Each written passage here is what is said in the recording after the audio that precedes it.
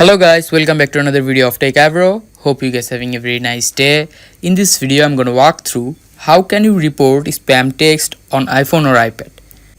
So guys, to do that, at first you need to turn on an option. So go to settings, scroll down and go to your messages.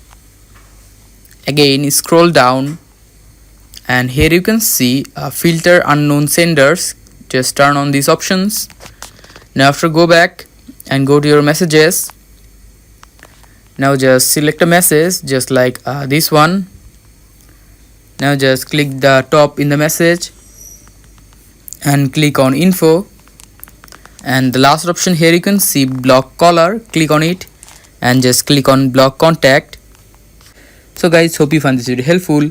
If you have found this video helpful, then give a thumbs up and don't forget to subscribe to Techavro. Thank you so much for watching the video.